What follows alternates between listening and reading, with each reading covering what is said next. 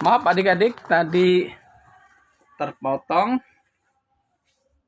karena ada telepon. Adik-adik yang dirahmati Allah Subhanahu wa taala, tadi di video yang kedua terpotong karena ada telepon. Jadi seorang tadi sampai pada seorang anak muda yang berusia 23 tahun dari Bandung memiliki kekayaan yang fantastis. Nah, menurut riwayatnya dia juga berangkat bukan dari keluarga kaya ya. Bahkan dia pernah jadi kuli bangunan. Jadi berangkatnya dari situ, berarti kan secara akademis barangkali IQ, nilai-nilai akademisnya tidak tinggi ya, tetapi mendapatkan kesuksesan yang luar biasa. Nah, beritanya sekarang lagi booming ya. Dia dalam satu liputan TV itu pernah dia membagi-bagikan uang ke masyarakat itu di lampu merah ya. Membagi-bagikan uang banyak itu. Itu banyak orang yang mendapatkannya. Dalam kondisi ekonomi Indonesia yang sedang tidak baik. Ya, antusias massa tentu dapat respon ya. Dapat respon seperti itu baik pendapatnya. Wah, ini luar biasa. Seorang pemuda yang baru berusia 23 tahun dalam kondisi perekonomian Indonesia sedang tidak baik karena ada pandemi ya, wabah penyakit, dia membagi-bagikan uang. Nah, beritanya sekarang sedang naik ya, sedang naik. Kemudian yang dari Medan juga sama, sedang naik beritanya, itu juga Sultan, mobil mewahnya banyak. Kemudian rumahnya mewah luar biasa. Kemudian suka diekspos di channel YouTube-nya. Juga diekspos di channel YouTube orang lain. Nah, itu merupakan satu drama ya, drama kesuksesan seorang anak muda yang diekspos secara besar-besaran. Tetapi akhirnya sekarang menjadi bumerang buat dia. Jadi pertanyaan, bagaimana dia dapat mendapatkan uang sebanyak itu ya? Sebanyak itu, sementara dia misalnya aktivitas dia hanya sebagai seorang YouTuber misalnya. Atau jadi pengusaha, tetapi pengusaha yang ya pokoknya pengusaha yang tidak terlalu booming, tetapi hartanya luar biasa. Nah, ini dari sisi hukum. Kemudian ada yang melaporkan, banyak yang melaporkan bahwa kesuksesannya, harta yang ditimbunnya itu melalui sesuatu investasi bodong ya. Jadi satu penipuan, investasi bodong. Nah, ini secara IQ dia tidak terlampau pintar ya. Artinya secara akademis tidak terlalu pintar, bukan sarjana, bukan juga intelektual, tetapi dia mendapatkan kesuksesan materi yang luar biasa fantastis. Ternyata kesuksesannya belum terbukti sih, cuman diduga bahwa kesuksesannya melalui investasi bodong. Jadi banyak orang-orang yang dirugikan. Orang-orang dimotivasi, tetapi dimotivasi untuk menanam saham, tetapi ujung-ujungnya mendapatkan kerugian besar-besaran. Sampai-sampai ada orang ada yang menjual rumahnya, menjual mobilnya, menguras tabungannya untuk mengikuti investasi karena ukurannya ekspos besar-besaran, dia sukses, mobilnya banyak, mewah, motornya motor mahal, rumahnya mewah. Jadi dia ingin mengikuti gaya seperti itu, tetapi dengan cara investasi. Ternyata investasi yang diduga bodong.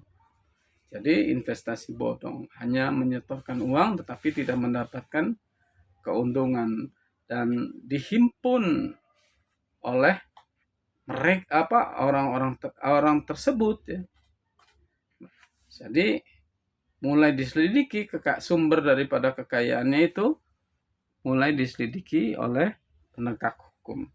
Adik-adik yang dirahmati Allah, itu sebagai gambaran bahwa itu bagian daripada kesuksesan yang melalui cara-cara yang ilegal, yang tidak ada landasan kebenarannya, baik melalui ukuran aturan-aturan maupun melalui aturan-aturan negara maupun aturan-aturan syariat Islam ya. Adik-adik yang dirahmati Allah Subhanahu wa taala, jadi tadi keberhasilan seseorang itu tidak dipengaruhi oleh IQ yang tinggi, tetapi keberhasilan seseorang itu diakui melalui cara-cara, melalui faktor dari X ya, faktor X. Kalau tadi contoh itu adalah contoh yang keberhasilan yang negatif. Tetapi kenyataannya banyak orang-orang yang memiliki keberhasilan yang positif.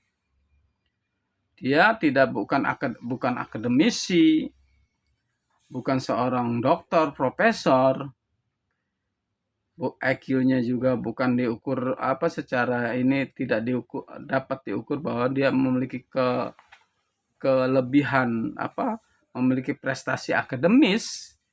Misalnya sekarang kita lihat daripada contoh dari keberhasilan yang positif dari seorang Yusuf Hamka misalnya. Seorang Yusuf Hamka itu kronologis ininya diceritakan semua melalui podcast dari beberapa podcast YouTuber terkenal, bahwa masa kecilnya jualan es mambo di sekitar Masjid Istiqlal. Kemudian dia berangkat merambah ke bisnis yang enggak itu ya, sampai akhirnya sekarang menjadi konglomerat ya. Menjadi seorang konglomerat sukses.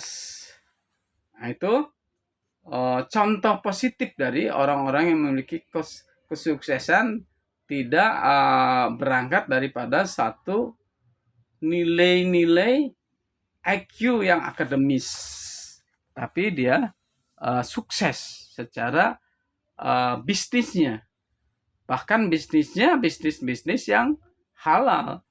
Bahkan dari seorang Yusuf Hamka ini untuk menyeimbangkan antara apa yang dimilikinya ya, kekayaan yang luar biasa, dia membuka warung-warung outlet nasi kuning dengan makan cuman menjualnya dengan 3.000. Bisa saja menggratiskan orang makan setiap hari, tetapi menurut konsepnya tidak ada nilai-nilai edukasi, sehingga diberikan sedekah kepada orang-orang yang tidak mampu itu dengan makan kenyang nasi kuning dengan harga Rp3.000. Padahal Bapak Yusuf Hamka membelinya dengan harga yang setara dengan Rp15.000 sampai Rp20.000 dari pedagang sekitar. Diambil alih, dibeli barangnya, kemudian dia yang jual sebesar Rp3.000. Dan siapapun dapat makan dengan harga seperti Rp3.000. Adik-adik yang dirahmati Allah, untuk bentuk aplikasi daripada sedekah-sedekah yang dikeluarkannya. Belum lagi pada sedekah-sedekah yang lain. Dan dia bercita-cita membangun 1000 masjid. Dan sudah terrealisasi banyak masjid-masjid yang sudah didirikan oleh Bapak Yusuf Hamka untuk mengaplikasikan daripada nilai-nilai rasa syukur apa yang didapatnya itu untuk dikembalikan kepada mereka orang-orang yang tidak beruntung. Adik-adik yang dirahmati Allah Subhanahu wa taala, kita lanjut bahwa faktor yang membuat orang sukses itu tidak ditentukan oleh suatu IQ akademis yang tinggi. Ya, kesimpulannya bahwa faktor daripada kesuksesan seseorang itu tidak ditentukan oleh nilai-nilai IQ dari akademis yang tertinggi. Jadi berarti bahwa faktor IQ bukan satu-satunya komponen yang dapat menentukan seseorang meraih kebahagiaan hidupnya. Nah, ukuran kebahagiaan hidupnya barangkali di sini juga dipandang dari materi ya. Seolah-olah bahwa materi itu ukuran kebahagiaan. Baik, sementara kita akui bahwa materi itu penting dapat menunjang kebahagiaan. Seperti yang sekarang sedang populernya pengembangan EQ dan SQ terhadap kehidupan seseorang. Dari hasil penelitian yang dilakukan oleh para ahli terbukti bahwa kecerdasan emosi.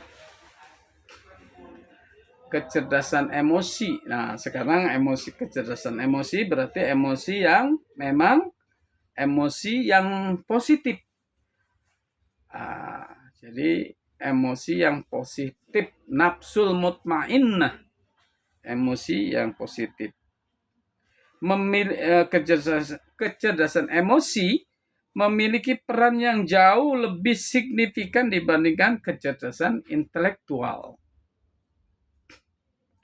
Secara teori, nanti kalian dapat membuktikan bahwa nanti dulunya waktu kuliah biasa-biasa saja dia. Tetapi sekarang sukses luar biasa.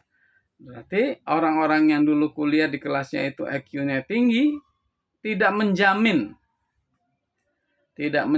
dia akan dapat meraih kesuksesan seperti yang diraih oleh temannya yang hanya mahasiswa biasa, tidak menonjol secara akademis. Nah itu, dan yang kayak tadi, dulunya dia kuli bangunan, nah kan gitu. Kok sekarang punya tabungan sampai 532 miliar? Ternyata itu ilegal, tapi karena kita ambil yang positifnya ya. Kita ambil positif dari tadi contoh Pak Yusuf Hamka itu kan suatu kecerdasan emosi yang dibangun olehnya sehingga meraih kesuksesan, dan dia menuangkan, mengaplikasikan rasa syukur atas kesuksesan yang diraihnya untuk membahagiakan orang lain. Jadi untuk membantu orang lain.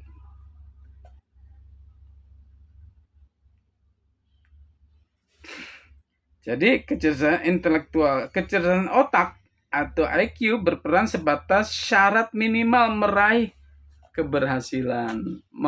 Jadi kecerdasan IQ akademis itu menjadi modal untuk meraih kesuksesan.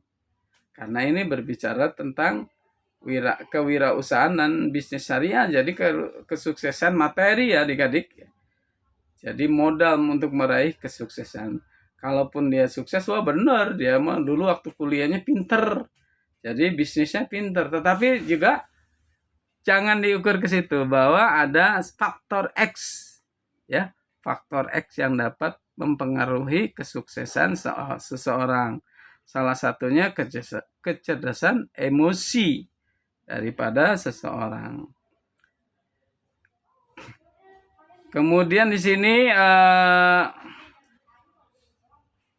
yang sesungguhnya mengantarkan seseorang menuju puncak prestasi, bahwa kecerdasan emosional di sini kecerdasan emosional, kecerdasan emosi lah yang mengantarkan orang menjadi sukses, ya, bukan karena faktor kecerdasan IQ. Tapi tentu kita tidak menafikan bahwa kecerdasan IQ juga dapat mendukung daripada kesuksesan seseorang. Banyak orang yang memiliki kecerdasan IQ tinggi terpuruk di tengah persaingan. Di persaingan bisnis tentunya adik-adik. Sebaliknya banyak yang mempunyai kecerdasan IQ juga biasa-biasa saja. Tidak menonjol bisnisnya, ya. Justru menjadi pengusaha-pengusaha sukses dan menjadi pemimpin-pemimpin sukses karena daripada kecerdasan emosinya. Emosinya, nafsul mutmainnahnya yang mengantarkan dia menjadi sukses. Dia kecerdasan emosinya itu mengantarkan feeling dia bahwa ini akan menjadi sesuatu hal yang menarik yang dibutuhkan masyarakat, itu yang akan mengantarkan. Jadi bukan semata-mata daripada kecerdasan otaknya, IQ-nya.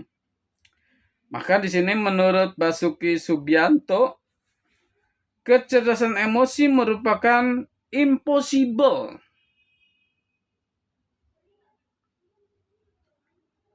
impossibility, yaitu strategi untuk memaksimalkan kecerdasan manusia dalam mencapai tujuan dengan menggerakkan kecerdasan hatinya dengan baik. Jadi yang utama dalam kaitannya usaha harus memaksimalkan kecerdasan emosinya untuk meraih kesuksesan, untuk dapat mengembangkan usaha-usahanya, untuk dapat mengelola usahanya dengan baik, yang melihat juga peluang-peluang pasar di mana usahanya dalam persaingan dia dapat mengungguli perusahaan-perusahaan lain, walaupun perusahaan-perusahaan lain barangkali memiliki latar belakang akademisinya tinggi. Kecerdasan yang digerakkan oleh hati tidak bisa menipu, ya. Jadi nafsul mutmainnah, nafsu yang baik, nafsu yang terkendali dengan baik, nafsu yang terkelola dengan baik, itu dalam hal usahanya tidak akan bisa mengembangkan hatinya untuk berniat menipu, ya. Dan hasilnya adalah imajinasi yang berkembang. Di sini mengalir mengikuti kata hati mencari kebenaran hakiki, yaitu Al-Quran. Jadi pengelolaan akan emosi, pengelolaan akan nafsu mutmainnahnya dalam bidang usaha, ya, dalam bidang kewirausahaan, dia tidak berniat sedikit pun untuk memanipulasi, menipu, memonopoli, menimbun. Jadi makanya di sini kecerdasan emosinya untuk semata-mata untuk mengembangkan bagaimana kita dapat bersaing di pasar. Artinya bagaimana kita dapat memperkuat daripada perusahaan kita. Bagaimana kita dapat menguatkan keberhasilan yang dapat diraih oleh perusahaan kita, mempertahankannya, ya. Nah, ini barangkali menjadi suatu ukuran. Bahkan di situ dikatakan bahwa kecerdasan emosinya itu dituntun dirinya dalam kebenaran yang hakiki. Hatinya mengikuti akan kebenaran yang hakiki, yang sesuai dengan Al-Quran.